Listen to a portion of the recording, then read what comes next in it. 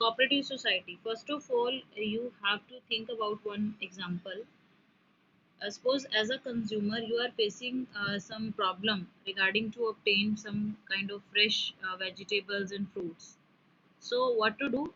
Suppose 10 members of your community, your society, कोई भी 10 member.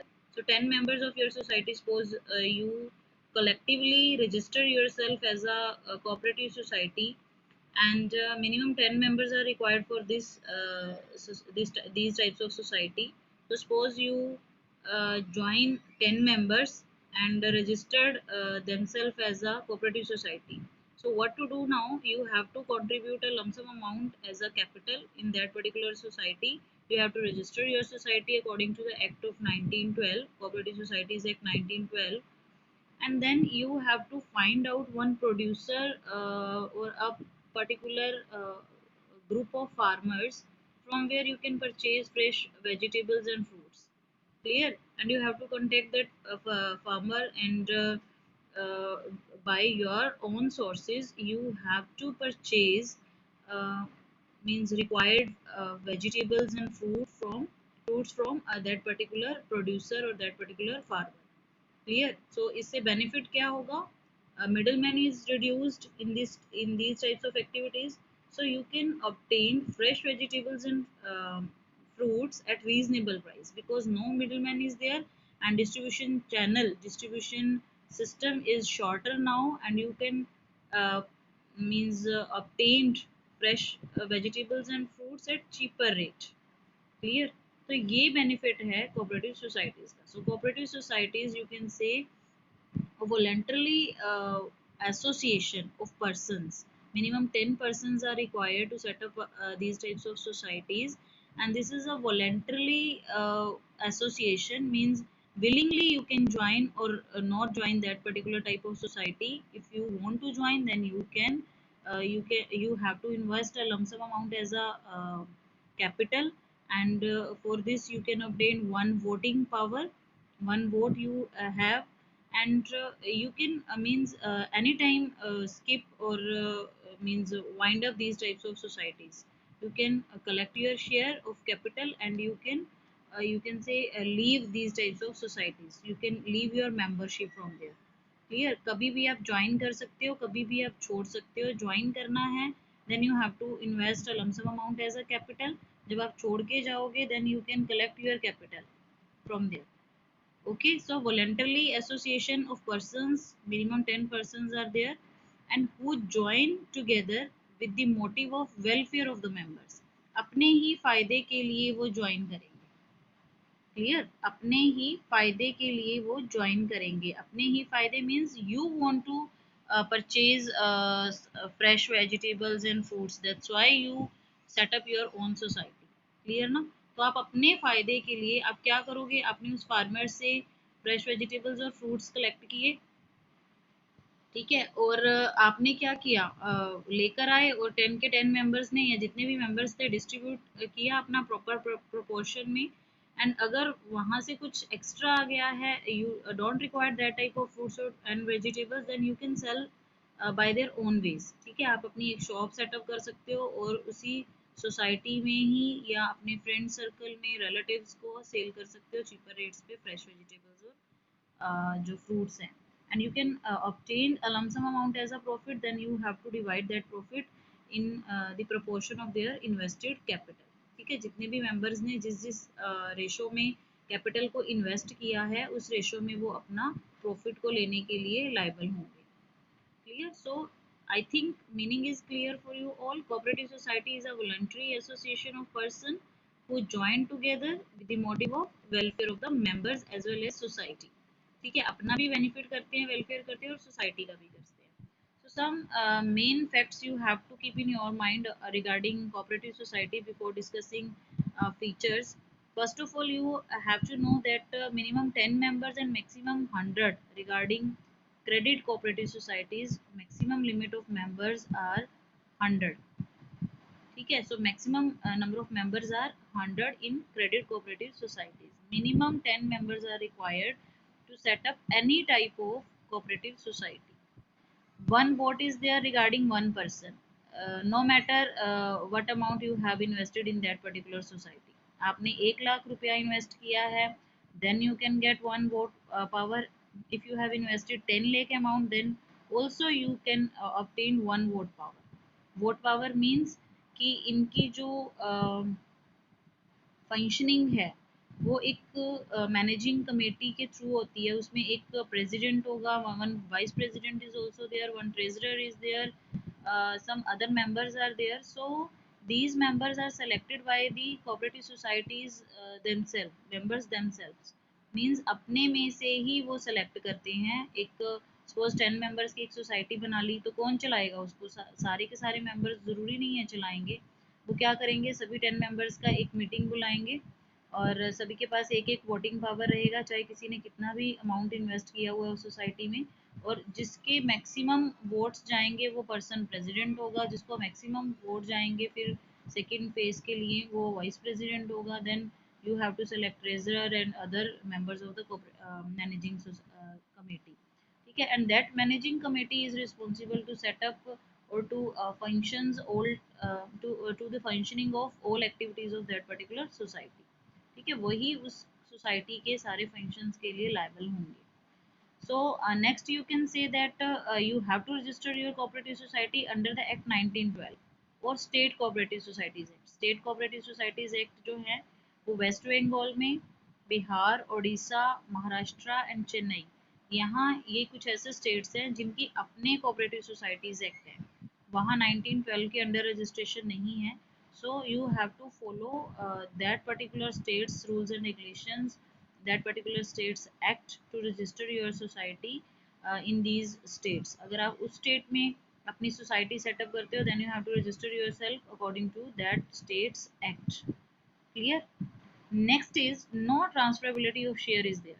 means suppose A B C D E ये part ऐसे ही 10 जो alphabets हैं वो एक कोऑपरेटिव सोसाइटी इसमें मेंबर है, and E wants to transfer their share to Z। Z is the son of A suppose, and A wants to transfer their share to Z। वो कहते हैं कि मैं मेंबर नहीं हूँ, मेरी जगह पे मेरे बेटे को ले लो, Z को ले लो कोऑपरेटिव सोसाइटी में। So these types of transferability is not there. ठीक है, आप अपने शेयर को विड्रॉ कर सकते हो, आप हट सकते हो मेंबरशिप से, लेकिन आप अपने शेयर को किसी अदर पर्सन को ट्रांसफर नहीं कर सकते। No transferability of share is there. I hope meaning and the main facts are clear now। Is there any problem, any query?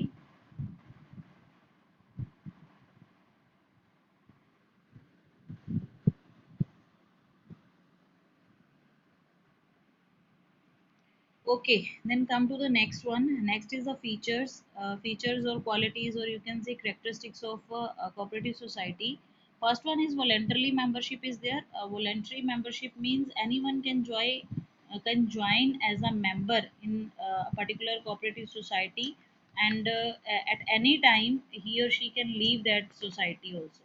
ठीक है, so no discrimination is there on the basis of, you can say, is on the basis of religion, caste and any other form।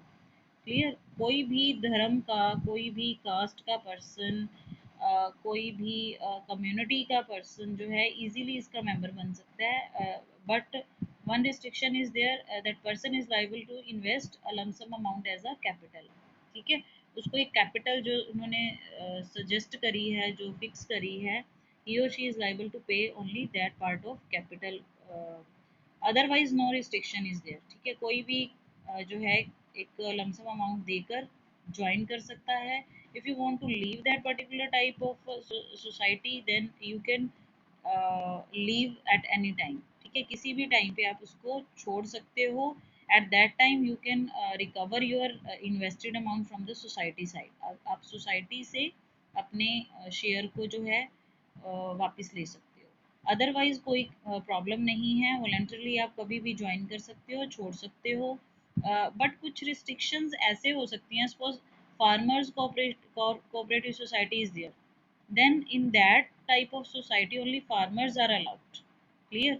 Suppose a consumer cooperative society is there, so all types of consumers are involved or be a member of that particular society। so अगर एक producers के लिए cooperative societies बनी हुई हैं, तो सिर्फ producers ही involve होंगे, ऑर्डिनरी पर्सन नहीं हो सकता। फार्मर्स के लिए है तो फार्मर्स ही ज्वाइन होंगे। अदरवाइज कोई प्रॉब्लम नहीं है कि वो किस रिलीजन से बिलोंग करता है वो फार्मर, किस कास्ट का है वो फार्मर, उससे कोई मैटर नहीं है। But if a society is, you can say, formulated for a particular categories person, then that categories person is persons are involved in as a member in that particular society. ठीक है।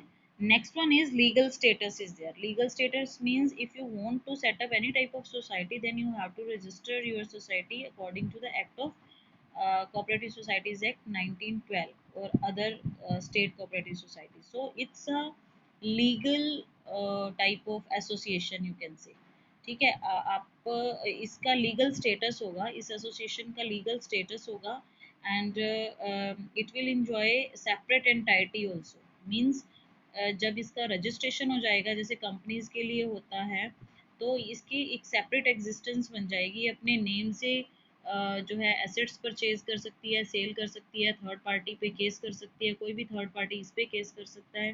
तो फिर ये as a human being ही deal करेगा, जो ऐसा human being जो विजिबल नहीं है, लेकिन उसके पास राइट सारे ह्यूमन बीइंग्स वाले रहेंगे। लीगल जो राइट्स होते हैं, वो लीगल राइट्स सभी के सभी कोऑपरेटिव सोसाइटी को रजिस्ट्रेशन के बाद मिल जाते हैं। Clear? Next one is limited liability. Limited liability means suppose A is there and A is invested a lump sum amount of 10 lakh in that particular society. So up to 10 lakhs loss is recoverable from at A only. ठीक है, only 10 lakhs you can से loss is recoverable from x. Suppose अब उनको जो है 1 करोड़ का loss हो गया, तो अब 1 करोड़ के लॉस के लिए ए रिस्पॉन्सिबल नहीं है। ए सिर्फ अपने शेयर ऑफ लॉस के लिए, अपना शेयर जो उसने इन्वेस्ट किया हुआ है वहां तक के अमाउंट के लिए वो उससे रिकवर किया जा सकता है। अदरवाइज जो बाकी अमाउंट है वो बाकी जो मेंबर्स हैं उनके इन्वेस्टेड अमाउंट से रिकवर होगा, और बाकी जो फिर भी रह जाता है उसके लिए मेंबर्स रिस्पॉन्सिबल नहीं होंगे। So each and every member has a limited, you can say, liability in these types of organization, in these types of societies. Next one is control. Each and every member is involved in the controlling system of the cooperative societies. One, you can say, managing committee is there, as we discussed earlier. So these types of managing committees are generated or formulated by the members only. They use their voting power, they elect their members of managing committee on the post of, you can say, president, vice president, treasurer, etc. So these persons are liable to formulate, to you can say, continue the business of these types of societies. ये person ही जो इनकी management committee बनी है, ये person ही चलाएंगे उस cooperative society को। ठीक है, जिस पर्सन के पास जो फंक्शनिंग राइट है, जो फंक्शनिंग क्राइटेरिया उनको मिलेगा इलेक्शन होने के बाद, ठीक है, वो पर्सन उसी वे से काम करेगा। तो ये एक डेमोक्रेटिक फॉर्म है, ठीक है, जहाँ पे मैनेजमेंट से रिलेटेड सारे काम और purchasing selling type of activities जो है कंसल्टेशन के बाद जो इलेक्टेड मेंबर्स हैं वो करेंगे। नेक्स्ट वन, यू कैन से it's compulsion to organize one journal meeting, one statutory meeting is called in means, you can say, during the session of every year। ठीक है, मीन्स कोई भी फाइनेंशियल ईयर आता है तो उस फाइनेंशियल ईयर में एटलीस्ट वन स्टेटरी जर्नल मीटिंग जो है वो कंडक्ट करना ज़रूरी होता है इसकी सोसाइटीज़ के लिए। कि देखो मैक्सिमम मेंबर 100 हो सकते हैं क्रेडिट की फॉर्म में, अदरवाइज कोई लिमिट नहीं है। ठीक है, तो जितने भी मेंबर हैं उन सबसे परमिशन तो लेनी पड़ेगी ना कोई भी डिसीजन लेने के लिए कोऑपरेटिव सोसाइटी का।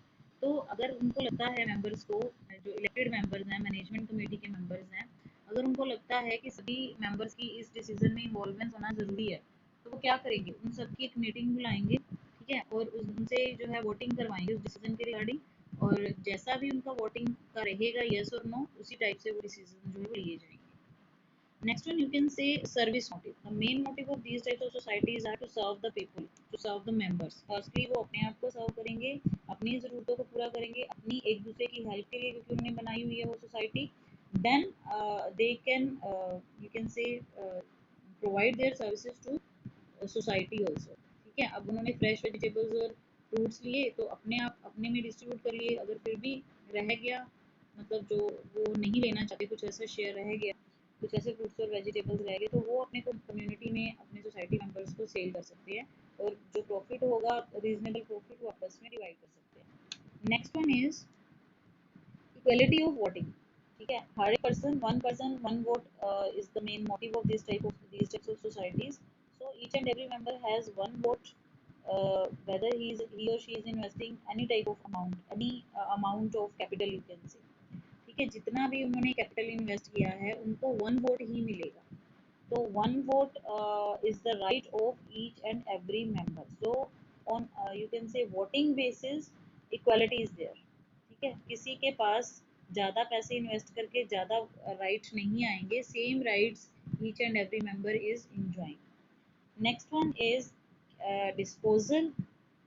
डिस्पोजल लास्ट में करेंगे। कैश ट्रेडिंग, देखो cash trading means because these types of societies are you can say set up for the welfare of the members only, so only cash trading is there, no credit transactions are there। देखो 10 members हैं suppose, ठीक है, fruits और vegetables लेके कैसे आएंगे, पहले collection करेंगे ना।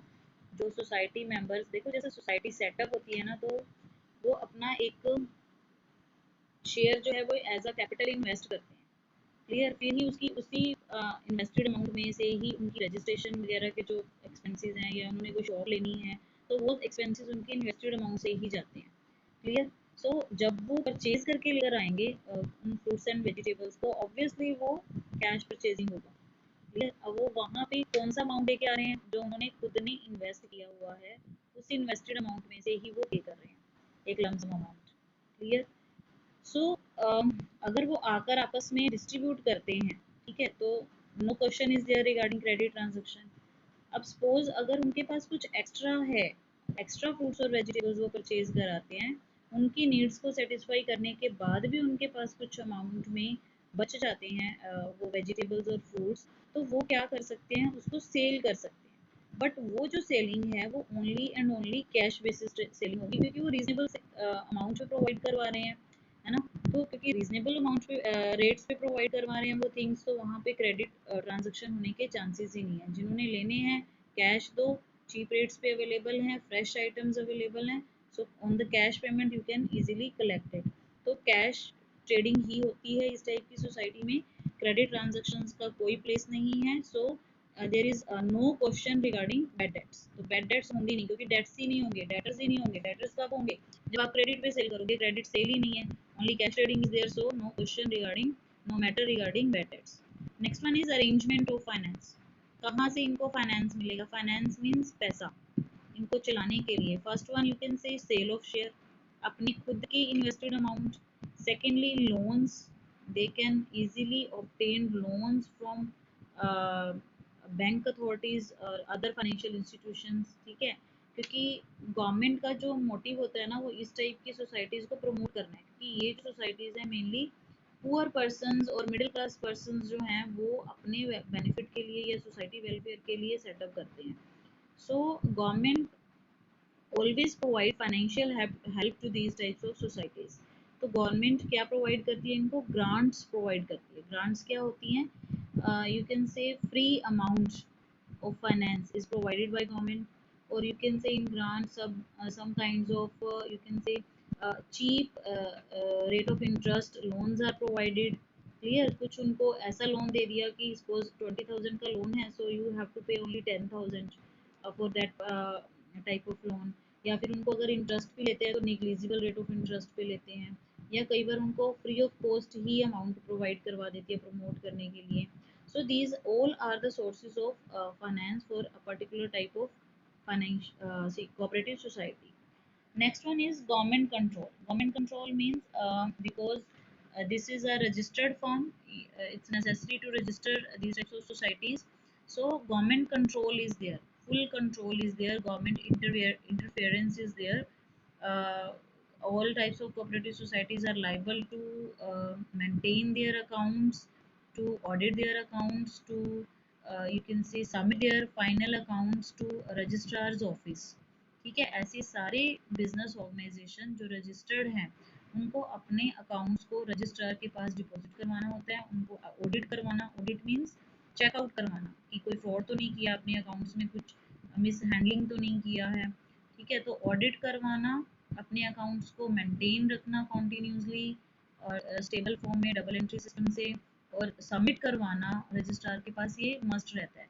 So government, because government is providing grants to these types of societies, means uh, financial helps are provided by government, so government can check at any time these types of societies accounts and transactions and each and everything, you can say. ठीक है, कुछ भी चीज़ कभी भी आके government के कोई भी ऑफिसर चेकआउट कर सकते हैं किसी भी टाइप की कोऑपरेटिव सोसाइटीज पे. So full government control is there. Next one, you can say disposal of surplus. Surplus means amount of profit.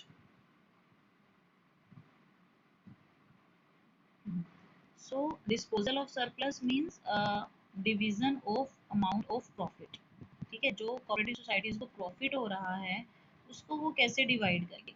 So one criteria is here, one fourth amount they have to they are liable to keep in a journal reserve.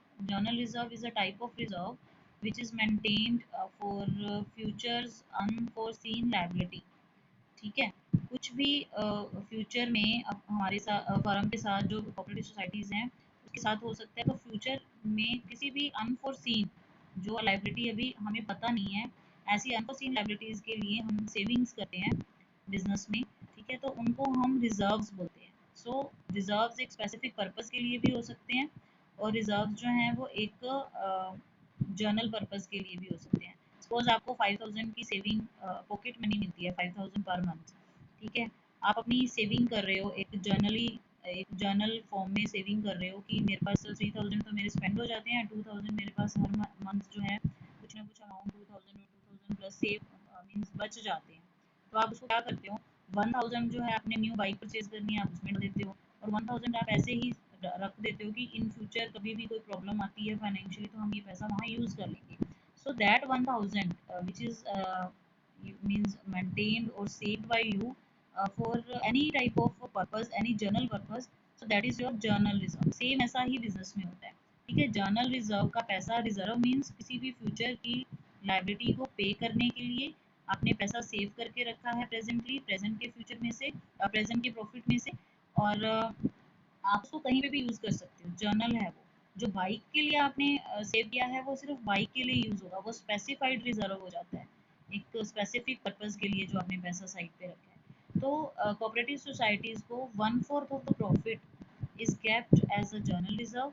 Next, maximum 10% of the rest of the money, maximum 10% is provided to the members of the cooperative society as a dividend on capital. Means उन्होंने जो अपनी capital invest की है वो वहाँ invest नहीं करके कहीं और इन्वेस्ट करते, तो उनको एक लमसम अमाउंट का इंटरेस्ट मिलता, तो उसी इंटरेस्ट के बिहाफ पे ही उनको डिविडेंड मिल रहा है जो कि maximum 10% of the remaining amount होगा. नेक्स्ट, आपको जिस एरिया में आपकी कोऑपरेटिव सोसाइटी है वहाँ पे रिमेनिंग जो अमाउंट ऑफ प्रॉफिट है उसका मैक्सिमम 10% आपको वहाँ के एरिया के डेवलपमेंट के लिए यूज़ करना होगा, and the rest of the money is divided amongst the members as a bonus. ठीक है, वो प्रॉफिट की फॉर्म में जितना जिन्होंने कंट्रीब्यूशन किया है, अमाउंट इन्वेस्ट किया है, कैपिटल इन्वेस्ट की है, उसके हिसाब से उनको उतना उतना बोनस जो है उसी रेशो में rest of the divisible profit का मिल जाएगा.